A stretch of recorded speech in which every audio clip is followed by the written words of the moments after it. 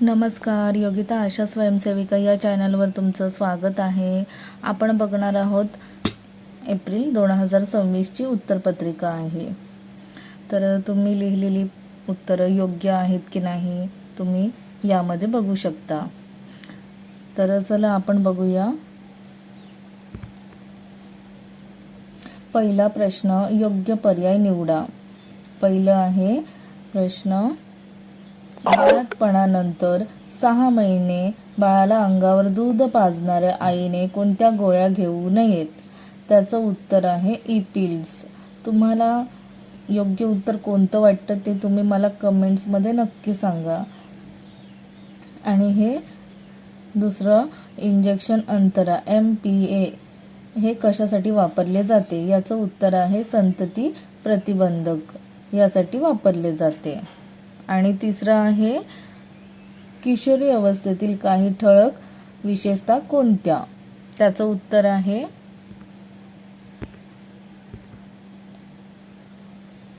वरील सर्व.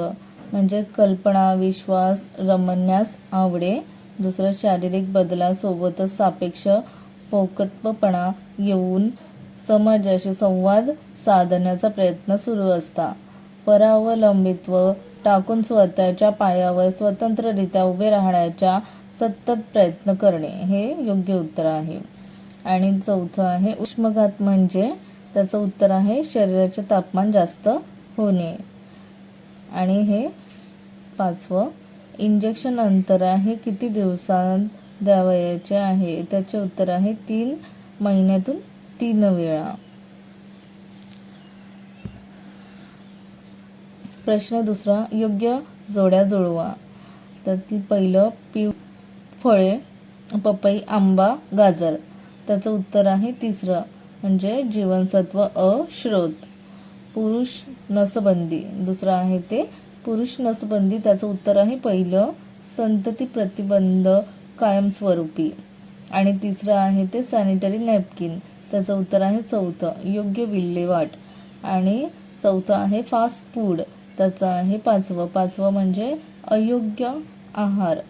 आणि ह्याचं पाचवं, गोंधळल्यासारखे बोलणे. त्याचं उत्तर दुसरं, म्हणजे उष्माघाताचे लक्षण. प्रश्न क्रमांक 3, चूक की बरोबर योग्य पर्याय निवडा. त्यातील पहिलं, दुर्बिणीद्वारे शस्त्रक्रिया लेप्रोस्कोपी ही तात्पुरती संतती प्रतिबंध करते. त्याचं उत्तर चूक आहे. दुसरं, अपुरा आहाराचे गंभीर परिणाम आपल्या आरोग्यावर दिसून येते. त्याचं उत्तर आहे बरोबर. तिसरं, सॅनिटरी नॅपकिन धुवून परत वापरात आणले जाते. त्याचं उत्तर आहे बरोबर. चौथं, उन्हाळ्यात भडक व फिट कपडे वापरावेत. त्याचं उत्तर आहे चूक. पाचवं, भाजीपाला जास्त वेळ शिजवल्याने पौष्टिकता कमी होते. त्याचं उत्तर आहे बरोबर.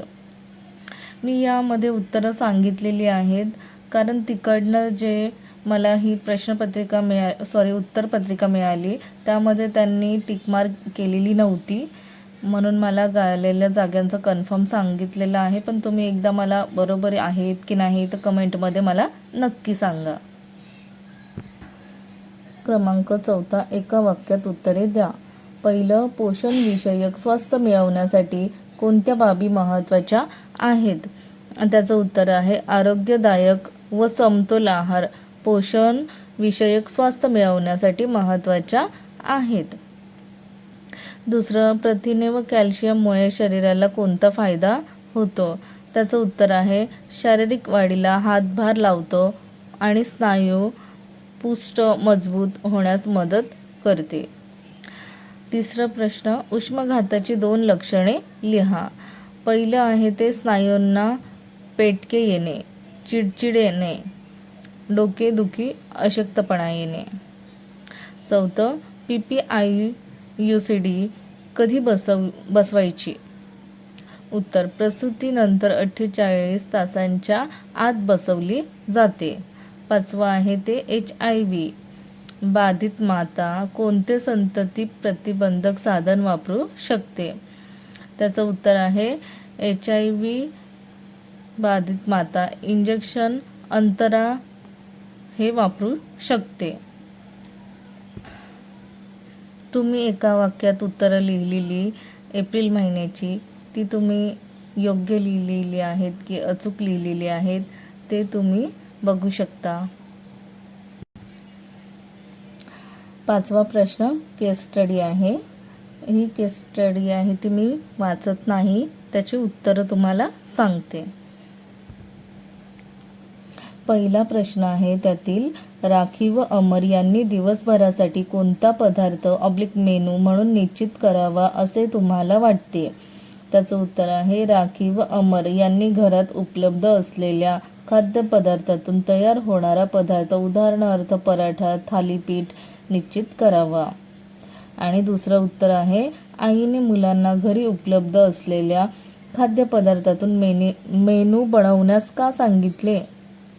त्याचं उत्तर, घरी उपलब्ध असलेल्या भाज्या, डाळी आणि इतर वस्तू व्यतिरिक्त आणखी वस्तू विकत किंवा उधारीवर आणणे शक्य नव्हते व घरातील पदार्थात पौष्टिकपणा आहे. त्यातील तिसरा प्रश्न आहे, आईने मुलांना स्वयंपाकात मदत करण्यास का सांगितले? त्याचं उत्तर, मुलांनी स्वयंपाकात मदत केल्यामुळे मुलांना समतोल आहाराचे ज्ञान मिळेल, तसेच पौष्टिक अन्न तयार करण्याची सवय मुलांना व्हावी म्हणून. आणि चौथा प्रश्न आहे, आईने नमूद केलेल्या उपलब्ध भाज्या, धान्य व इतर साहित्यापैकी कोणते पदार्थ ऊर्जा देणारे, कोणते पदार्थ शारीरिक वाढीस मदत करणारे व कोणते पदार्थ रोगप्रतिकार शक्ती निर्माण करून वाढविण्यास मदत करणारे आहेत ते सांगा. त्याचं उत्तर आहे, ऊर्जा देणारे पदार्थ त्यामध्ये साखर, मीठ आणि कणिक.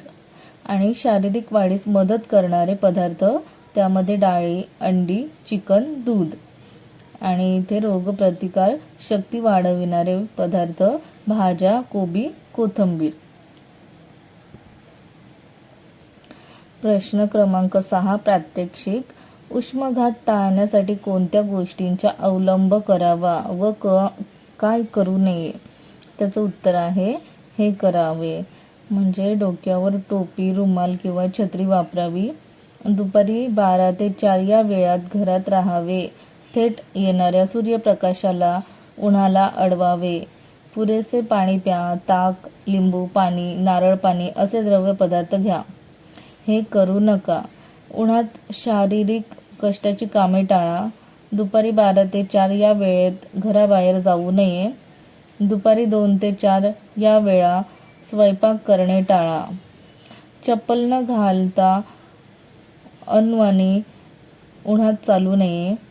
लहान मुलांना आणि पाळीव प्राण्यांना आत माडी बंद करू नये. मद्य, चहा, कॉफी, खूप साखर असलेली आणि कार्बोनेट द्रव्याचे सेवन टाळावे. प्रश्न क्रमांक 7 खालीलपैकी कोणत्याही 2 प्रश्नांची उत्तरे लिहा. पहिलं, लहान मुलांना उष्णतेचा त्रास झाल्यास प्रथम उपचार लिहा. त्याचं उत्तर, पहिलं, त्रास झालेल्या लहान मुलांना लगेच सावलीत आणावे. दुसरं, संवेदनशील राहून त्यांचे कपडे सैल करावे. तिसरं, नळाच्या पाण्याच्या पट्ट्या ठेवाव्यात. चौथं, हवा येण्यासाठी पंख्याचा वापर करावा. 5वं, पायाखाली उशी किंवा तत्सम काही ठेवून त्याला आडवे पडायला सांगावे. मुलं जागे असल्यास वारंवार साफ आणि थंड पाण्याचे घोट पाजावे. 7वं, उलटी होत असल्यास त्याला एका कुशीवर वळवावे जेणेकरून ते गुदमरणार नाही. 8वं, मुलं बेशुद्ध असल्यास त्याला खायला प्यायला काही देण्याचा प्रयत्न करू नये.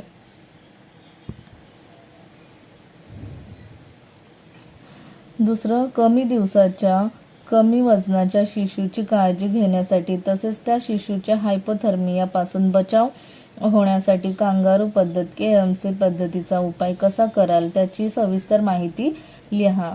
उत्तर, कांगारू पद्धत ही एक कमी वजनाच्या बालकाची काळजी घेण्याची सहज, सोपी व कमी खर्चिक अशी पद्धत आहे. कांगारू पद्धतीमुळे कमी वजनाच्या बाळाचे आरोग्य उत्तम राहते. बाळाला उबदार ठेवण्यासाठी कांगारू पद्धत पाळण्याविषयीचा सल्ला मातेला व त्यांच्या कुटुंबियांना देऊ शकतात. त्वचेचा त्वचेसोबत संपर्क येईल अशा पद्धतीने बाळाला धरणे. यासाठी मातेला एकांतात ठेवावे. मातेला आरामशीर बसण्यास सांगावे. बाळाच्या डोक्यावर टोपी, लंगोट, पायमोजे सोडून बाकी अंगावरील कपडे काढून त्याला मातेच्या स्तनांच्या मध्ये डोके एका बाजूला करून बेडक्यासारख्या स्थितीमध्ये ठेवून त्वचेच्या संपर्कात ठेवावे. बाळाला मातेच्या साडीच्या पदराने झाकून वरून ब्लँकेट घ्यावी. माता हजर नसल्यास तिच्या निरोगी पतीला किंवा वडीलधाऱ्या व्यक्तीला कांगारू पद्धतीने 1 तास, कमीत कमी 1 तास बाळाची काळजी घेण्यास सांगावे. बाळाचे तापमान कमी होऊ नये म्हणून डोके कपड्याने व टोपीने झाकावे. अशा पद्धतीने कांगारू पद्धतीचा वापर केल्यास शिशुचे वजन वाढण्यास तसेच शिशुच्या हायपोथर्मियापासून बचाव होण्यासाठी मदत होते. तिसरा प्रश्न आहे, आपल्या प्रत्येक ग्रहभेटीमध्ये आशाने शिशुमध्ये कोणत्या गोष्टीचे परीक्षण केले पाहिजे जेणेकरून शिशुला जंतू संसर्ग होण्यापासून बचाव होईल? त्याचं उत्तर आहे, पहिलं बाळाला थंडीपासून संरक्षण. दुसरं बाळाला दिवसा व रात्री किती वेळा आई दूध पाजते बाळाचे व्यवस्थित स्तनपान. चौथं वजन, तापमान, डोळे, त्वचेचा पिवळेपणा, त्वचेला सुरकुत्या किंवा त्वचा लाल होणे, बेंबीमधून पू येणे, त्वचेवर फोड येणे, बाळाचे रडणे, फुगलेले पोट, श्वसनाचा दर बदलाची लक्षणे, शक्तिहीन हातपाय, बाळाचे स्तनपान न करणे, छाती आत जाणे, ताप येणे किंवा हात लावल्यावर गार वाटणे. एप्रिल महिन्याची प्रश्नपत्रिका मी तुम्हाला आधीच पाठवलेली आहे. ती मी लिहून पाठवलेली आहे आणि ही आहे ती मला जिल्ह्यावरून पाठवलेली आहे आणि त्यामध्ये तुम्ही उत्तरं लिहिलेली योग्य आहे की अचूक आहे हे तुम्हाला कळावे, जेणेकरून हा प्रश्न पुन्हा आपल्याला कधीतरी विचारला जाऊ शकतो. त्यामध्ये तुम्ही अयोग्य उत्तर लिहिलेले आहे की नाही हे बघू शकता. त्यासाठी मी तुम्हाला ही उत्तरपत्रिका पाठवत आहे.